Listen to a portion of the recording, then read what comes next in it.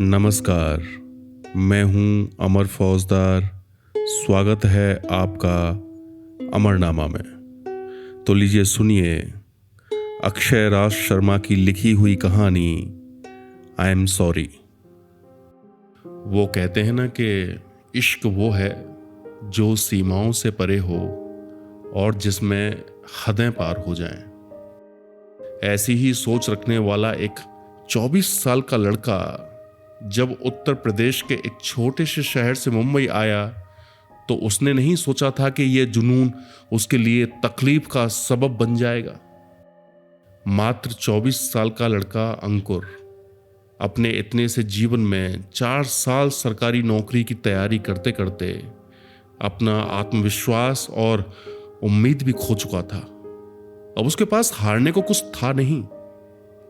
बस अब दिल में कैद आखिरी लौ से जल रहा सपना उसको लेकर मुंबई शहर आ गया। बचपन से इस उम्र तक उसकी कई रुचियां थीं, जिसमें से एक थी सिनेमा देखना। उसके बड़े भाई जो उससे उम्र में काफी बड़े थे, उनकी वजह से उसे फिल्में देखने का शौक लगा और उसी शौक का सपना उसे फिर से एक बार कोशिश करने की सोच में ले आया।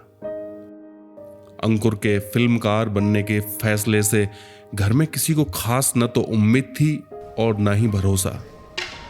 उसने मुंबई शहर आकर पहले एक नौकरी की जिससे उसे वह शहर और वहां के खर्चे समझ आ जाएं और वो कुछ पैसा जोड़ भी ले तो आड़े वक्त में उसके काम आ सके। उसी दौरान जब उसको समय मिलता तो कुछ स्टूडियोज के और प्रोडक्शन हाउस के चक्कर काटाया करता और मौका मिलने पर स्टूडियोज के चौकीदारों को एक जबरदस्त फिल्म बनाने का आइडिया भी सुना देता। शहर आते ही उसे एक कॉल सेंटर में नौकरी मिली थी। अंकुर काफी पढ़ा लिखा था तो ये काम मिलने में उसे कोई दिक्कत नहीं हुई।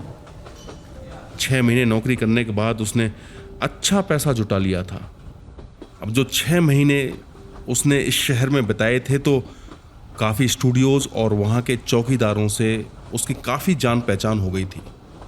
तो किसी तरह उसने एक इंटर्न असिस्टेंट डायरेक्टर का काम ढूंढ लिया और कुछ हुआ यूं कि एक बड़ी सी फिल्म में काम करने के बाद उसके पास फिल्मों से संबंधित काम आना भी शुरू हो गया। तो अब उसके पास कुछ पैसा भी बन रहा था। उसकी पिछली सेविंग्स तो थी ही। फिर जब एक अगली फिल्म करने वह चेन्नई गया तो वहां उसकी मुलाकात एक और दूसरी इंटर्न असिस्टेंट डायरेक्टर से हुई जिसका नाम था स्नेहा। स्नेहा की उम्र होगी करीब 23-24 साल, जो केरला की रहने वाली थी। स्नेहा की कहानी भी कोई कम फिल्मी नहीं थी। बचपन से स्कूल के अलग अलग एक्स्ट्रा करिकुलर एक्टिविटीज में भाग लिया करती थी और इतना उत्साहित होती थी स्टेज और फिल्मों को लेकर के पूछो ही मत। अपने पापा की लाडली जो थी वो भी अपने पापा और उनके सपोर्ट की वजह से फिल्मकार बनने के लिए निकल पड़ी। स्नेहा और अंकुर दोनों एक ही फिल्म में काम कर रहे थे। अब दोनों इंटर्न एडी थे तो दोनों की मुलाकात होती रहती थी क्योंकि दोनों को काम मिल बांट के करना होता था। उसी दौरान मन ही मन अंकुर अपना दिल उस पर हार चुका था। अब आलम यह था कि अभी तक अंकुर की जिंदगी में कोई लड़की रही नहीं थी तो उसको इस बात का अनुभव कम था, लेकिन उसे इतना यकीन था कि स्नेहा भी उसके लिए कुछ इंटरेस्टेड थी क्योंकि इस फिल्म के लिए वो 40 दिनों से साथ काम कर रहे थे और दोनों के बीच काफी अच्छी बातचीत भी थी। अब फिल्म की शूटिंग खत्म होने वाली थी और इन दोनों के जुदा होने का समय भी नजदीक था और यह बात अंकुर को तो बिल्कुल नागवार थी, लेकिन अब वह कर भी क्या सकता था। वक्त गुजरता गया और शूटिंग का आखिरी दिन आ गया और पैकअप की आवाज के साथ ही अंकुर का दिल जैसे सुन्न और अकेला हो गया। वह स्नेहा से बिना मिले वापस चला आया। उसे अब लग रहा था जैसे कि इस फिल्म के साथ ही उसकी और स्नेहा की फिल्म जो अभी अभी शुरू हुई थी वो खत्म हो गई है। जैसे ही वो वहां से निकला और बस में चढ़ने ही वाला था कि उसका फोन बजता है और ये फोन था स्नेहा का। फोन देखकर चेहरे पर मुस्कान और दिल में उम्मीद लौट आई थी। उसने फोन उठाया और कहा, हेलो। स्नेहा अपने मलयाली अंदाज में बोली कि तुम कहां चले गए? मैं यहां स्टूडियो के बाहर खड़ी हूं, मुझसे आकर मिलो, एक जरूरी बात करनी है। अंकुर वहां पहुंचा तो उसने देखा कि स्नेहा वहां अकेली खड़ी थी, कुछ नाखुश और उदास सी नजर आ रही थी। बहरहाल अंकुर नजदीक गया और उसने पूछा, क्या हुआ, इतनी उदास क्यों हो? स्नेहा कहती है, यार ये हर बार होता है, फिल्म के टाइम पर सब लोग मिलते हैं, दोस्ती हो जाती है और बाद में फिर अजनबी। यह सुनकर अंकुर के दिमाग में सवाल और दिल में फुलझड़ियां फूटने लगीं और उसे लगा कि अब उसे अपने दिल की बात उसे बतानी चाहिए। तो जैसे ही अंकुर कुछ कहता तभी स्नेहा बोल पड़ी कि मैं तुमको कुछ कुछ लाइक करती हूं और ये मैं बिना कहे तुम्हें कैसे जाने देती। ये बात सुनकर अंकुर का दिल नहीं रह गया था। वो एक 70 के दशक का एक डिस्को बन चुका था जहां बप्पी लहरी के गाने बज रहे थे। सब कुछ धीमा हो गया था। वह बस स्नेहा का चेहरा देख रहा था और ये कुछ इस तरह का था जैसे स्नेहा स्लो मोशन में बात कर रही हो। और अचानक एक चुटकी बजते ही अंकुर रियल टाइम में वापस आ गया। उसे यकीन नहीं हो रहा था कि स्नेहा उसे अपने दिल की बात बता देगी। तो बिना देरी किए अंकुर ने भी हां कह दिया और स्नेहा को गले लगा लिया। स्नेहा ने उसे खुद से दूर हटा दिया और कहा, हटो, ये तुम क्या कर रहे हो? मैंने तुम्हें यहां अगले काम के लिए बुलाया था, लगता है तुम तो कुछ और ही समझ बैठे। यह कहकर स्नेहा ने अंकुर को झंझोड़ दिया। अब अंकुर को यकीन हुआ कि अब तक जो उसने सोचा था वो महज एक ख्याल था, खुली आंखों से देखा गया एक सपना। अंकुर ने स्नेहा की कोई बात न सुनी और चुपचाप वहां से चला आया। उसे जाता देख स्नेहा ने भी कुछ नहीं कहा, बस उसे जाता हुआ देखती रही। अगले दिन अंकुर की ट्रेन थी जिसे पकड़ के वह मुंबई आ गया। अपने रूम पर पहुंचा जहां वह किराए पर रहता था। 3-4 दिन यूं ही गुजर गए।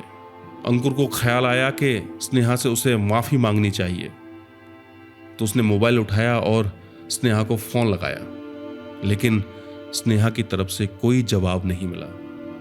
उस दिन अंकुर ने स्नेहा से बात करने की कई कोशिशें की, लेकिन स्नेहा ने फोन नहीं उठाया।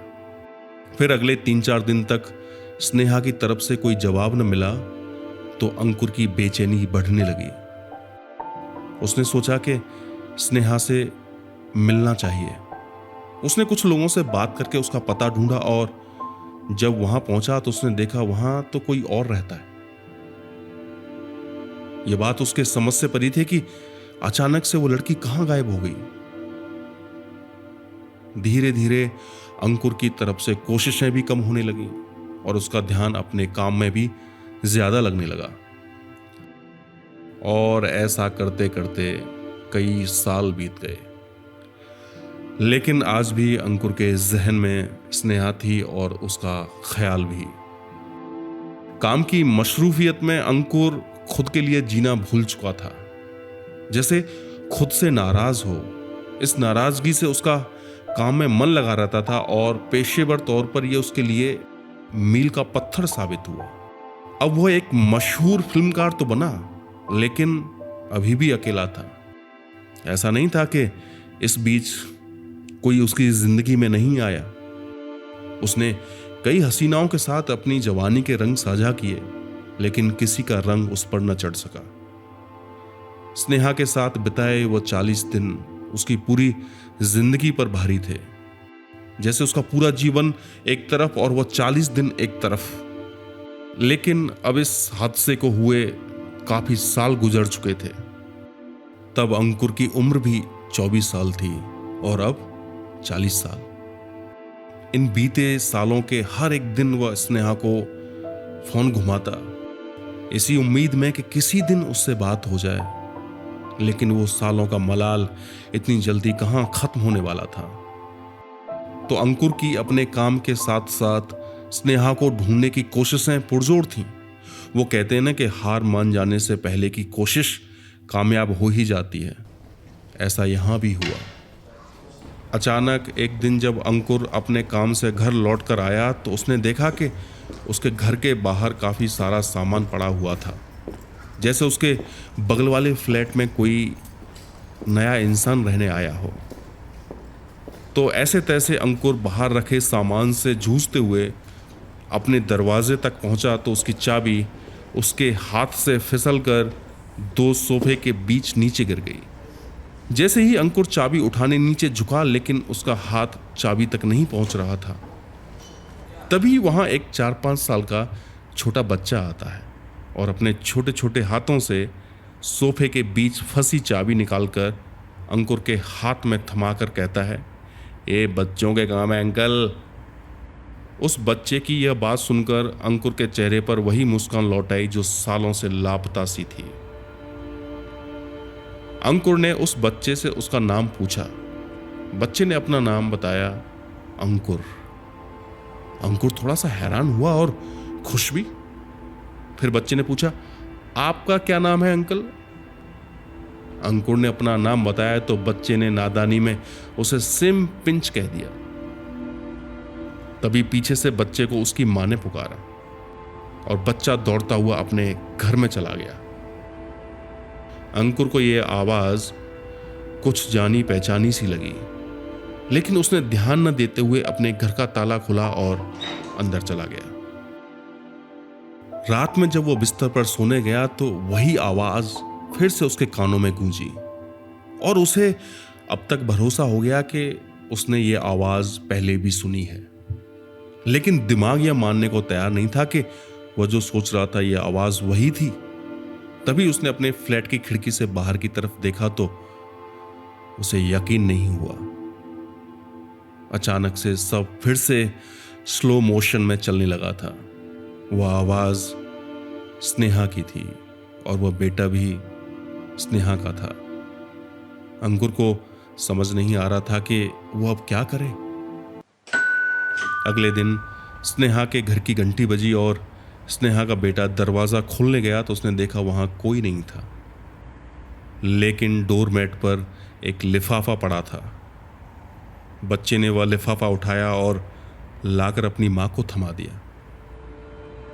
जैसे ही स्नेहा ने वह लिफाफा खोला, उस पर लिखा था, आई एम सॉरी।